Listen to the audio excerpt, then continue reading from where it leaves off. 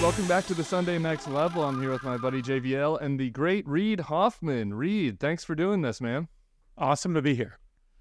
We want to spend most of this podcast on artificial intelligence and AI, but if you know anything about the Bulwark, we have to start on the other end of the intelligence spectrum first and talk a little bit about the bad orange man, if that's okay with you.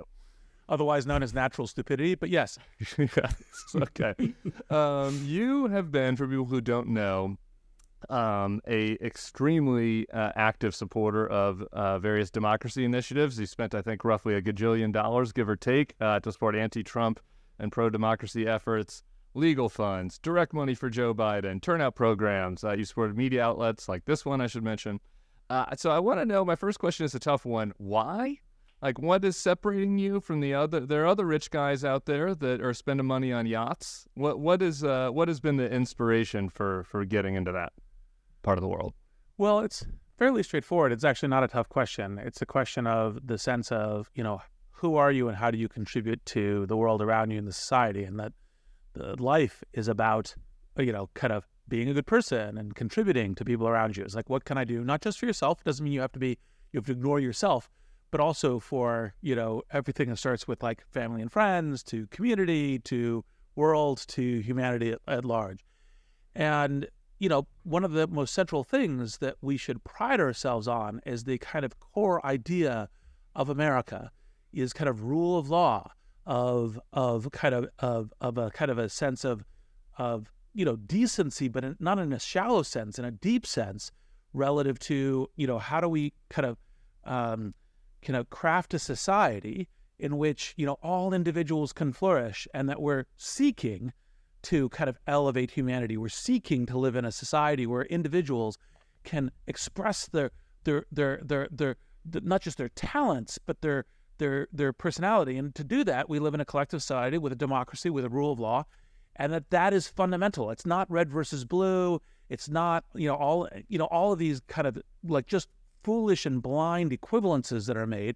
It's a question of living in a decent society, and I'll trade every single yacht for a kind of a healthy society, a society that gives people kind of a chance to express their best selves and their better selves, which unfortunately sometimes comes down to nuts and bolts, like a genuine election like we had in 2020, not inciting treason and an insurrection that killed police officers, by attacking elected members of our democracy. I mean, it's if you'd ever said to me that I would be living in America where this would be the issue, I would have said, no, that story is too Black Mirror, too strange.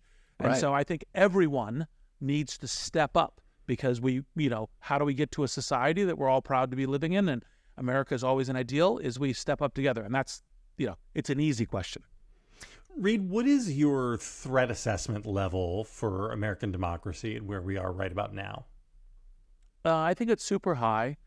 I just like I think both of you, I find myself puzzled by the fact that because of the Dominion lawsuit on Fox, you find like public through court subpoena records text of the fact that they go, Trump is terrible, and we know we're lying about it on television and so forth, and yet people don't update. A number of people don't update their points of view, and they say, oh, just politics. I mean, you had this absurd editorial in the Wall Street Journal saying, well, if the DOJ is used to indict Trump, that's just, collapsing it into politics. And you're like, well, you're just making that assertion. You're not using any facts. You're not using any evidence or any argument for that. And actually, it's more important than not that rule of law applies to the powerful, not just to the not powerful, not just to the working class, but to everybody. And that's part of the America we're proud in. So I think the threat is actually quite high. I mean, I think it's kind of, maybe since the Civil War, we're in as much of a fight for the democracy, for the soul of a rule of law, for our country, than we've been in the entire time. I mean, I never would have thought of myself saying, wow, Trump and his MAGA crowd is rehabilitating Richard Nixon. Oh, Richard Nixon, he was a piker, in the assault on democracy. Yeah. It's like, who knew?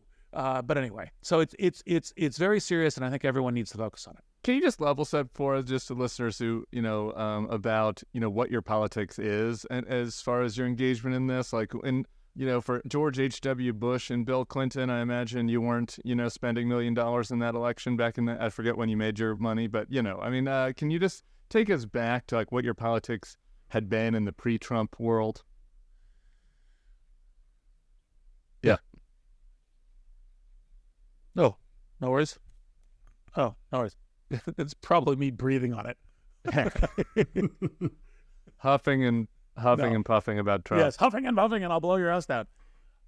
Yeah, no worries. All right, so, yep. So I got the question.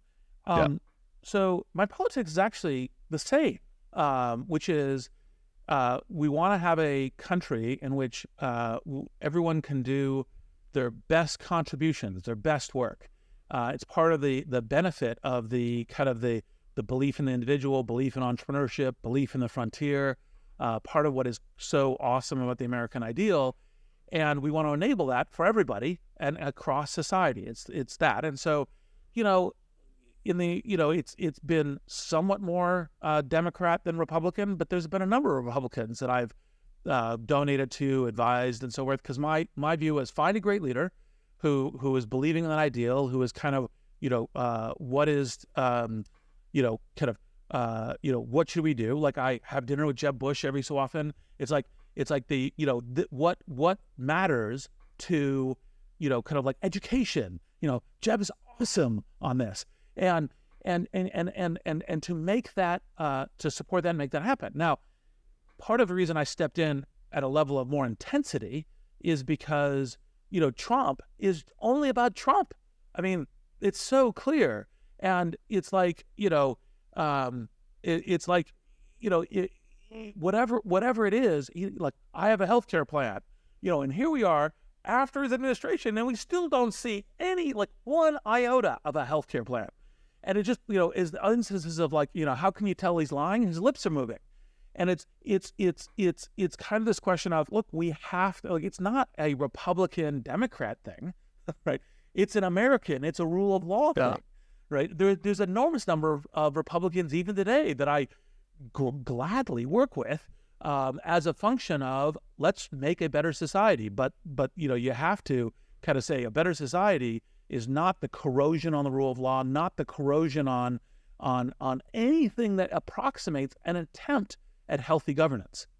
Is Jeb also concerned that you have TDS? I think he's a little concerned that I have Trump derangement syndrome. But I don't know if he's also judged you in that category or not. He might have, because I keep trying to drag him into it, and he's like, no, it'll pass. I'm like, no, it passes because we throw him off the bus. Okay. I've got one more question for you. JVL's championing the bit on AI, but I have to do this on politics. So book plug here for me, not you. I wrote a book, as you might know, about trying to assess why the people who knew better, the smart people, went along with Trump in the political world, not focusing on the MAGAs, but getting at why people decided to enable him. And so now I want to ask you to do the same for your PayPal Mafia buddy. Explain to me what has gotten into Elon and Keith and Peter and David and that whole crew. If you like me know all of those first names, you might need to log off. But I know that Reid does. I do know all of those first names. I think it's different in the different cases. I think Peter is so worried that the sclerosis of the bureaucracy of democracy and everything else. I mean, I don't have this directly from him. I'm Sure. modeling what he's doing. So I'm not quoting him, but, like, needs a wrecking ball. And, it's like if you get any wrecking ball, even a gross wrecking ball, is kind of okay. That would be my I disagree with him intensely, but that would Sure. be my model of how Peter's thinking with this. David, I think, has been a kind of a classic, kind of, red versus blue, like our side, Republican, kind of thing for the entire time I've known him. And so I would model more along that, kind of line. And then Team player category and why we did it. So we can just throw him right in there. Yes, right. And then Elon, I think, Elon, part of it is he accomplishes against great adversity. Like I told him he could never make a space business work, and there was a fool in the room. It wasn't him, it was me. Et cetera. Like he goes against blowback, and I think part of his turn is kind of he thinks it's all rational, it's not emotional. His turn is towards like having the Democrats do dumbass things, like have a electric vehicle conference where they don't invite him, and you're like, he reinvented the industry, people. I understand that the unions are unhappy with Tesla, but if you're going to have an EV conference, like Elon is guest number 1, 2, and 3, and I think he's responding to all of that. More sad for all of us, given personal, given Twitter personal becoming snubs. Hey, we all have had them. Yeah. You don't usually then say, hey, maybe fascism. I got snubbed by Joe Biden for an invite. I've been snubbed for invites, but I haven't thrown in for fascism. But I saw that. I said that in the book. I saw that in my friends. I would be shocked. We'd have a couple beers, and they'd be like, I'm just so pissed that my wife's friend thinks I'm a racist now. And it's like, okay, well, you could help that by not trying to elect racists anymore, rather than going even further, Anyway, okay. More Elon gossip another time. JVL, do you want to move us over to the AI side of things? So you have co-written, Reid, with ChatGPT 4, Impromptu: Amplifying Our Humanity Through AI. It's a really interesting book. I should level set my own self here. In VC world, they say that pessimists look smart and optimists get rich. I would be an outstanding tail risk management guy at a VC fund. I would be a terrible partner, because I walk into a room and I look around and I think, what's going to fall on my head? And you are a classic optimist, and you make a very, very good bull case for AI. And instead of me trying to sum it up, let me just put a quarter in the machine and let you give the audience your 30-second version of it. So, and obviously we'll get into the details of kind of, I've read some of your concerns. And so, by the way, the time concern is a good one, but it also could be turned into amplification. But here's the quick thing, which is the right way to think about artificial intelligence for the line of sight from where we are is it's amplification intelligence. It amplifies human abilities. And the moment that we're in is like a steam engine moment. Whereas the earlier steam engine gave us superpowers of muscles, so transport, construction, the entire thing that leads to the kind of industrial revolution and the progress that comes from that. Now we're at the steam engine of the mind. And this gives that kind of amplification across a wide number of tasks. And within 2 to 5 years, every professional activity, which is you process information and you do something with it, will have a personal intelligence that is a tool that helps you amplify that. It may not be the same one, it may be different ones for different cases, and not everyone will be exactly on. So like, for example, do I think within 2 to 5 years, a theoretical physicist will have a personal intelligence that will be helping, chart new physics? I think that's unlikely, very unlikely, kind of like, well, asteroid hits the Earth, kind of unlikely. But will that theoretical physicist have a tool that will help with grant writing and with, kind of other kinds of things that will give them more time to be giving thought to theoretical physics? The answer is yes. And so every professional will be having kind of tools to help them do that. And, part of the thing that I think that we, in kind of all the discussion of the risks, because, it's kind of, are the robots coming for us, kind of roughly, is actually as amplification intelligence. It's not just an amplifier of good people and good activities. Like, for example, I have a line of sight to every smartphone being a medical assistant and a tutor for every ages and everything, as kind of the thing that we want to get to everybody as fast as possible. But obviously it could be used by cyber criminals. It can be used by state actors. It could be these kind of things. And just like the steam engine, the workforce transformation is uncomfortable. And here's the simplest way that I can put the discomfort to people, which is, look, I get it. If you said you might be fired or you might get a raise, everyone goes, I'd rather stay exactly where I am, right? Because the two things in terms of where they are. Human nature. Yeah. Human nature. But the short answer is you say, look, if we're helping with the transition and all the rest, and your job's transitioning, and that does feel vertigo, does feel uncertain, if you look through like an amplification intelligence kind of company, and you say, well, sales, you 10x everybody, 10x amplifying, salespeople. It's like, well, great, we want more salespeople, we want less. marketing people. You're going to want as much marketing as you before. Now you'll have a little bit less data entry and a little bit more conceptualization brand. Same thing in like, product development or legal or finance. Customer service will be more challenging because if you 10x customer service people and it's cost center, you'll probably go down to a tenth. And that's something where we need to have AI help us with the job transitions and other kinds of things. And maybe there will be some things that will be useful there. But, it's a amplifier. And that amplification, while I think it's, by and away, largely the bull case optimist, as you mentioned, doesn't mean that there isn't things to navigate. Yeah. So, I mean, there are plenty of places where it is glaringly obvious that AI can be almost nothing but a help. Medical is a big one. You talk about this in your book. There are places where it becomes a little hazy. And there are places where it's clear negative, right? Malicious coders using AI to write code, that sort of thing. The hazy stuff is the most interesting. I mean, I think about, you have a whole chapter on journalism. I refuse to ever even use a human intern because I feel like I can't trust them enough. And so it's hard for me to imagine using an AI in what I do. But more, it makes me nervous as a news consumer because plenty of people are going to be using AIs to help create journalism. Like that is, if that's not, it's happening right now at the very worst level of journalism, like, content farm journalism. But a year from now, 2 years from now, I think it'll be, as you say, absolutely an accepted part. I think that it's going to be the way AI developed in chess. Like, remember, Deep Blue came and people thought, when Deep Blue beat Kasparov, people thought, well, the machines are great. But then very quickly it became strong human players with strong AI co-pilots were actually even better than strong AI on its own. But I worry about how anybody can trust the AI enough. You talked about the hallucinations. And so that's what I wanted to push on a little bit here.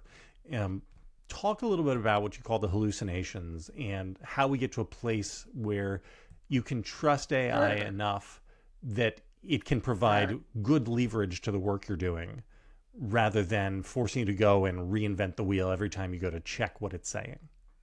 So 3 things in order. This first is, like, I wouldn't run these AI things autonomously today, right? I think that would be a mistake, right? And part of, again, the kind of impromptu universe of, person plus machine is to say, look, actually, there's ways we can adapt and then use the machine in various amplification ways.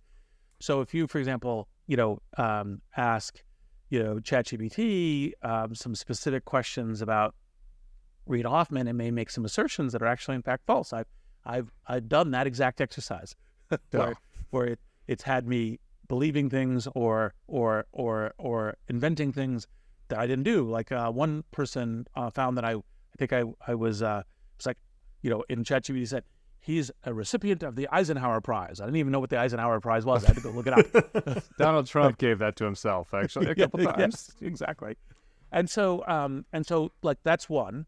But by the way, that doesn't, of course, obviate, like, I would recommend you use interns and I recommend you use ChatGPT because, like, for example, one of the ways that I do it sometimes, think about arguments and so forth, is I go, okay, I load my argument in and I say, argue against this, right? Give me the kind of arguments of it. Doesn't mean that you trust that as a factual thing that, Reid Hoffman had the Eisenhower Prize, but the kind of conceptual creative framework, if you're getting the prompt stuff, kind of the right way, you can actually get really good things in collaboration. That was part of the arc of not just telling with impromptu, but showing. And because I don't think there's going to be a lot of really interesting works that are going to be kind of dialogues, or at least anytime soon, between, person X, Reid, and ChatGPT, but I wanted to show the work as a way of kind of not just telling the message, but showing the message in terms of how you operate. The second thing is level of hallucination, which is, the hallucination stuff is improving. It's improving on a monthly basis, partially because, people like Microsoft with Bing and Google with Bard, so where they're bringing in search index, and so where then they're bringing hallucination down. And so it's not at a fixed level. And there's various ways that's going forward. And then the third is the comparison of human hallucination versus machine hallucination, right? Because, sometimes like with this mushrooms? dialogue, well, that too, I don't know how many journalists are, the LSD type of journalists, or peyote or whatever. You know, I know you said you didn't like the word, and you gave a couple reasons why you didn't like the word hallucinations. I didn't like it because I was like, this sounds fun. I was like, this is a trouble. This is a problem, not a positive. But anyway, by the way, it relates to the positive because part of where this is a useful personal intelligence, you know, kind of side is to play that foil to you. Actually, in fact, hallucinate, like you say, you argue against this, and sure, if like they give you 5 arguments and 2 of them are totally laughably bogus, but one of them was interesting. You hadn't heard that one before, and you want to scratch at that a little bit. It's better for, you know, increasing cognition and cognitive thinking. And so, like, for example, today, most people don't realize that if you had to pick between your average doctor reading an X-ray film and an AI reading an X-ray film, you'd rather have the AI. Now, of course, you'd rather have both, right? But, you know, as per the chess point. But anyway, so that's I think the broad thing. Now, if you're just relying on the hallucination, and then the underlying point, of course, is, you know, obviously people will use this to amplify content farms. We'll have a ton of it. It'll put more pressure on the assertion of truth and belief in the news media ecosystem. And obviously, one of the things, all of democracy, how we open up, is that problem. People that want confirmation belief, right? They want to say, I want to hear that Trump is assaulted by those evil liberals, and so therefore the indictment must be that. Versus, actually, in fact, if you heard the FBI arresting a child molester, you'd be like, great, like, you know, or Hunter Biden today, for example. We're taping this the day of the Hunter Biden. Yes, and so you know, it's rule of law is the thing that matters, and so we will have to upgrade to all those because like it's an amplifier. It's an amplifier of bad people, and there's a bunch of bad people who do tons of misinformation and tons of just cheap, you know, whatever. And we're going to need to work on that all the more. I want to pick at the democracy thing a little bit, and because I agree, all of your high-end, like cool possibilities of AI, smart people using it as an assistant to improve their arguments, to get more information, totally agree. But you know, for democracy to survive, we need not, you know, regular, averagely smart people like me, to not have it be used against them, right? To not be fooled by it. And I got to tell you, I suspect neither of you spend as much time as I do on TikTok, but like I get tricked sometimes. I get tricked, right? Like Reid, you do some dances, like by news stuff, you know, and I'm like, was that real? Was that not real? Now I can figure it out, right? Like anytime I'm like, that doesn't, you know, something seems a little off, I'll check. But that's not a great sign because we're at the beginning of this AI. You know, all this stuff, all the fake information is going to get better. And if you just look at this debate we're having this week with Robert Kennedy, you know, out there who has no facts on his side, going on Joe Rogan and having tons of people agree with him on this vaccine stuff, I worry about just seeing that on steroids, you know, in an AI information world. And in your book, while I was encouraged by the positive examples of good things that could come from it, I was not so convinced by your arguments for how we combat that. So I'd like to hear a little bit more about that.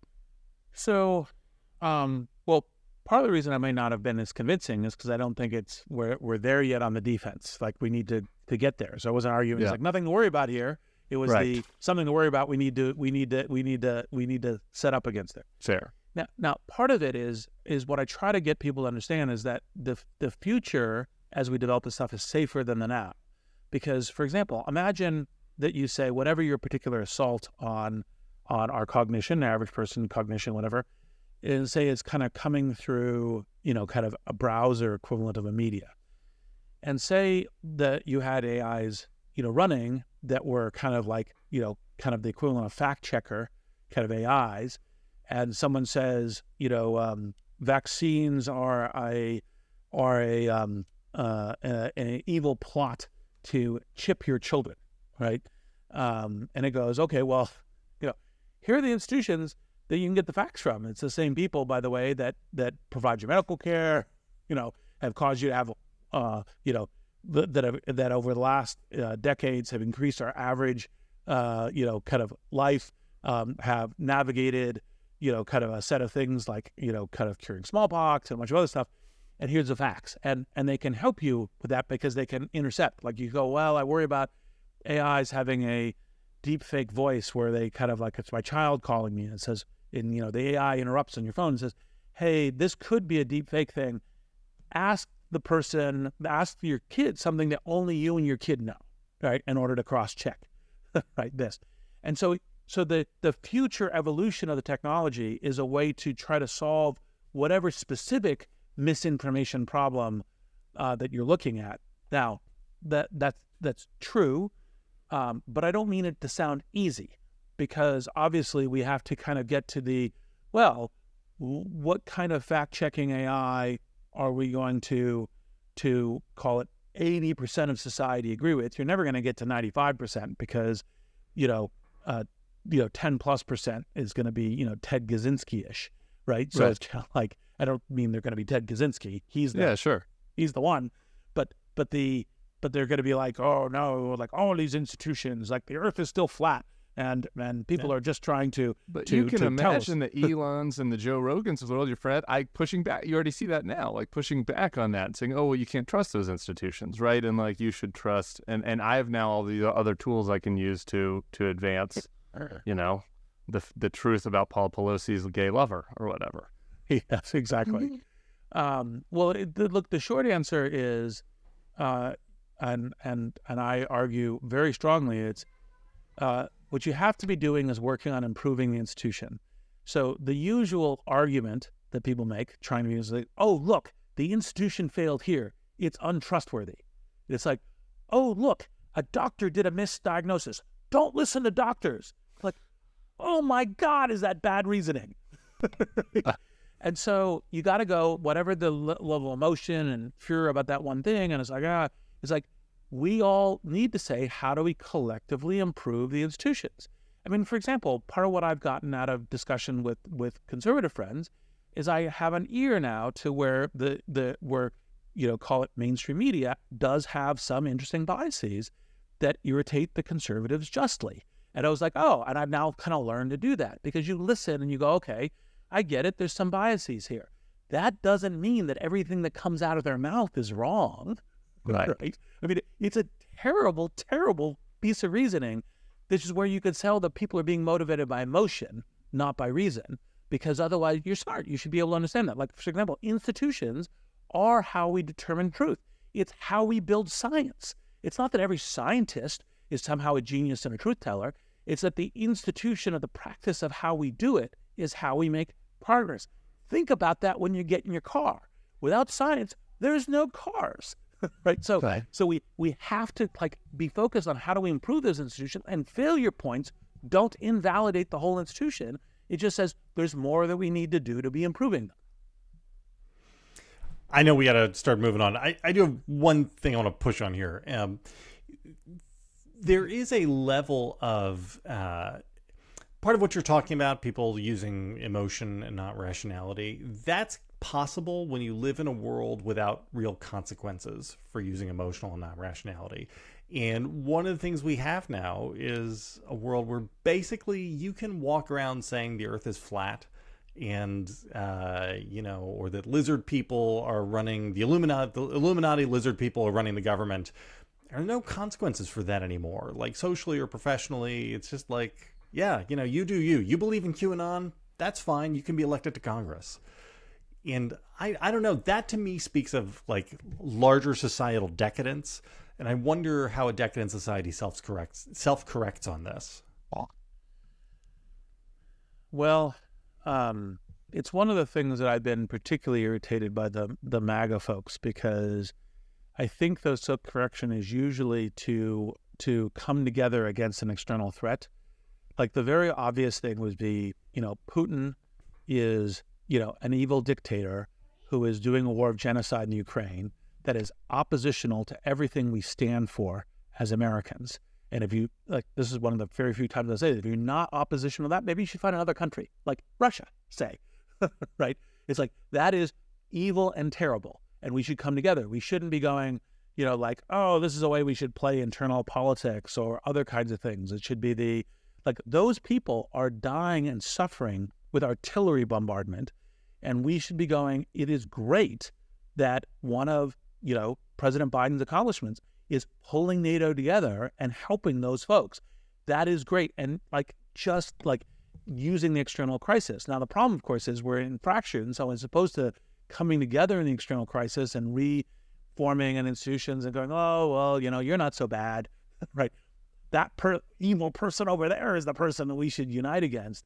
How do we get there? Look, I think roughly speaking, when you're in this kind of crisis, I think the thing that everyone has to think is if you're not part of the solution at getting us to try to come together again, then you're part of the problem. It's precisely the reason I like the work that you guys do here, precisely the reason why, I don't go on, many podcasts and so forth, but I'm here because it's really important to do this. And you can't go, oh, they're going to do it. It's like, no, we are going to do it. I'm going to do it. And that's the only way I can possibly see through. But it's hard, by the way, because it's a collective action dilemma, and it's easy to be depressed, and it's easy to say it's not fixable. And it's like, well, okay, thanks. I'd actually rather revive our republic than, follow Rome down into the dustbin of history.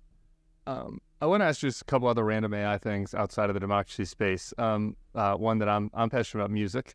I thought your chapter on music and art was super interesting. There was an example of a musician, I don't think you named them, who was very concerned about the threat from AI, and then was like, oh man, the experience of working with AI was so cool because, they're able to ask the AI to, give me a couple hooks, and now I'd have more options to choose from, and then I could riff on that. I thought that was a super interesting positive. My negative concern that I'm interested on your take on the whole picture is maybe this means I'm an old guy now and times are passing me by, but I'm very concerned about looking into my child is in high school in 10 years and the top 40 is not actually humans creating original art, but it's Madonna AIs repackaged for another generation. And so to me, there's something very sad about that, and so I want you to kind of buck me up and just sort of talk about the questions facing the music and art world.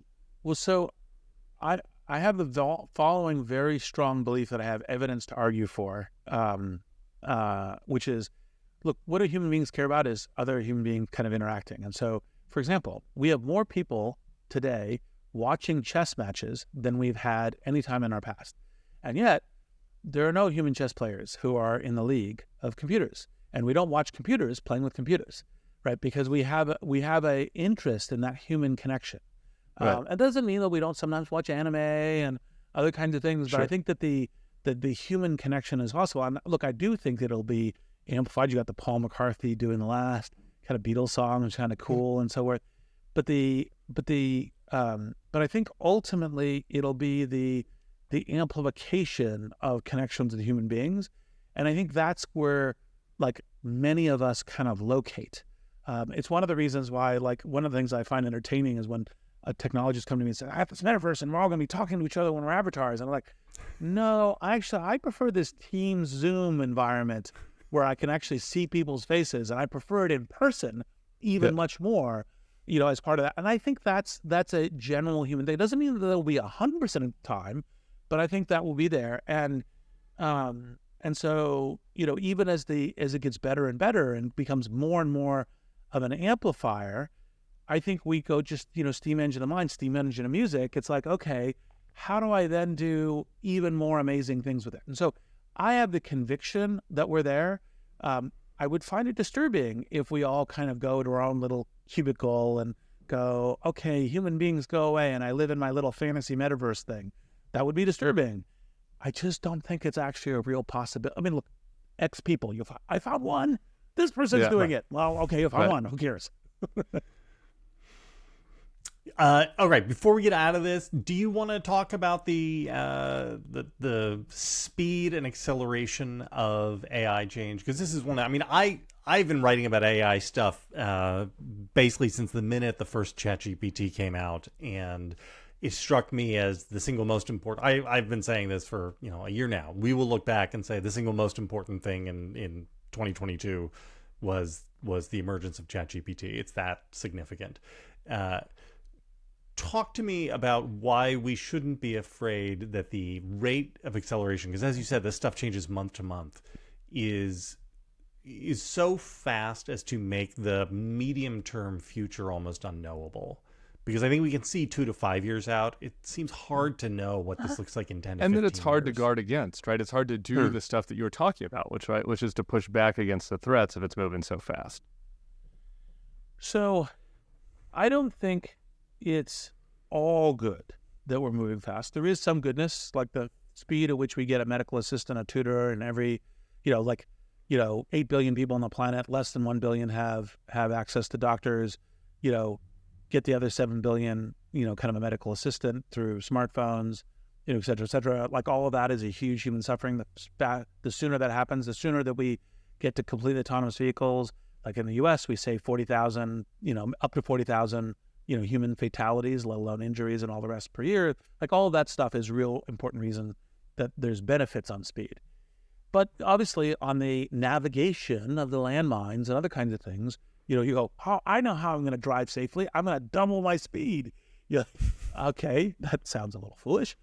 And so it's not without its cost. Unfortunately, I think that the natural pacing of this, because if I know anything about human nature, it's we divide into groups and we compete. It's not just sports teams or companies or industries, but countries and all the rest. And and this stuff is afoot.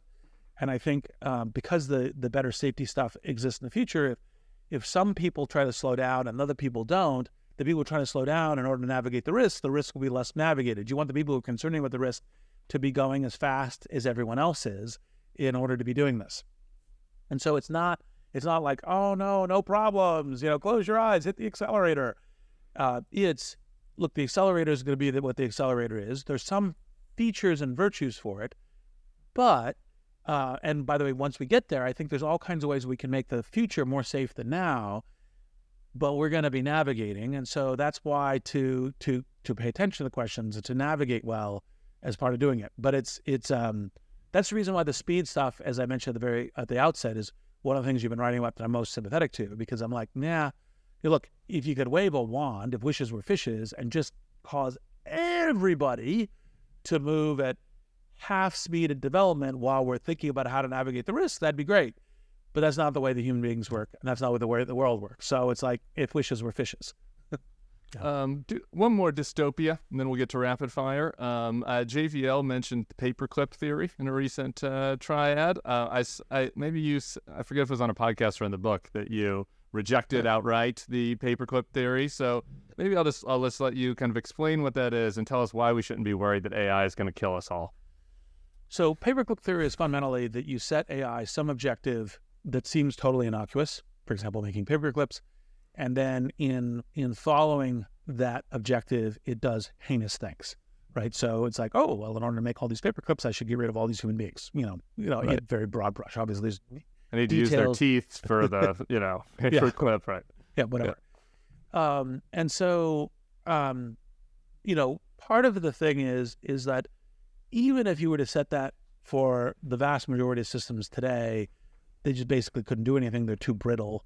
It's not possible. Usually you get into this is when it's a super intelligence that's kind of running everything, is the kind of thing that you worry about.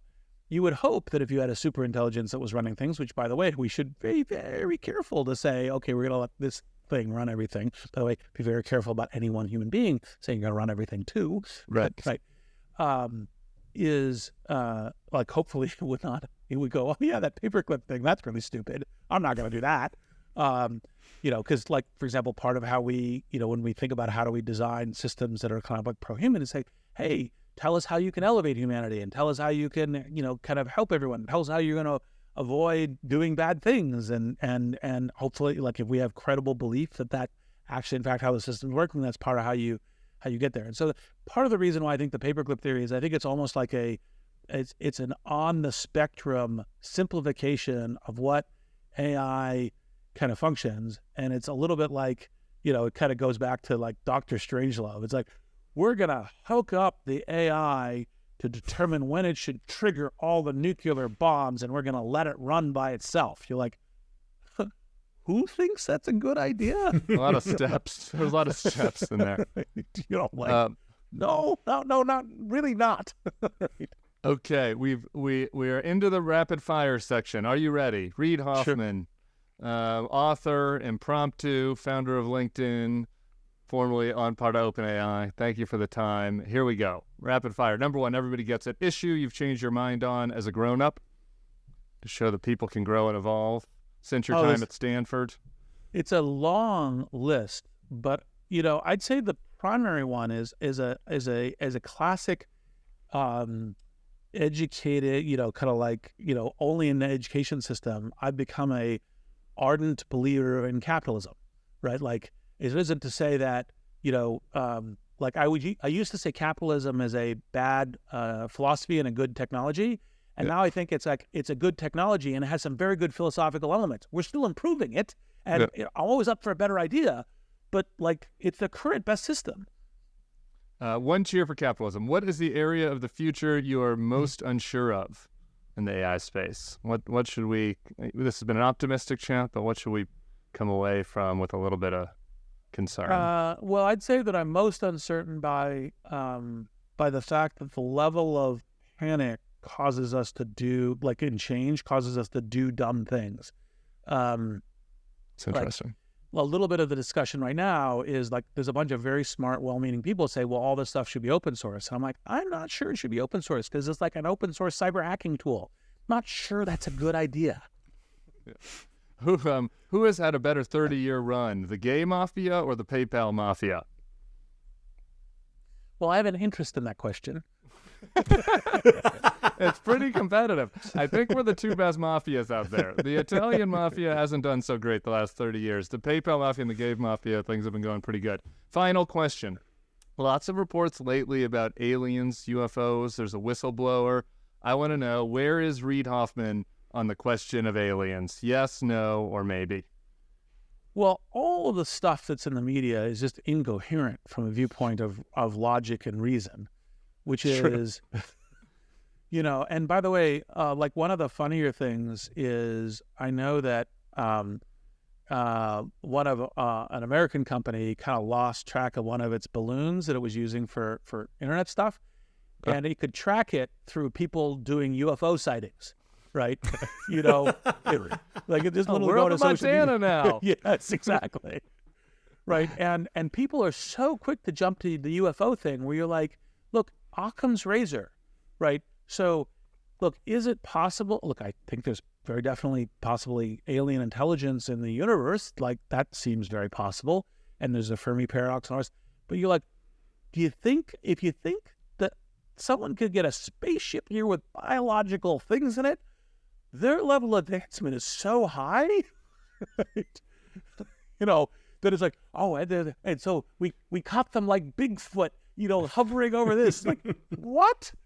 Right? Like, and you go, well, maybe it's like they sent a little robot probe that landed as a material somewhere. I was like, okay, that's possible, but that's not any of the UFO sightings.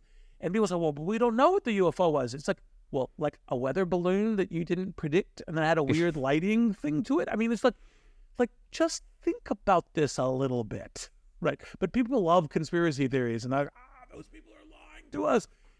Like generally speaking, if you think you're believing a conspiracy theory, you should really think through why conspiracy theories are very difficult and almost all false, right? So, like, you really have a very high evidentiary belief to go to a conspiracy theory. Yeah, my Occam's razor on the UFOs is, if there were UFOs and Donald Trump was right in on them, we would know about them by now. This is not a man known for keeping his secrets. That's my Occam's razor. Reid Hoffman, thank you so much. We'll see you back here on Wednesday for the regular Next Level, and catch you later.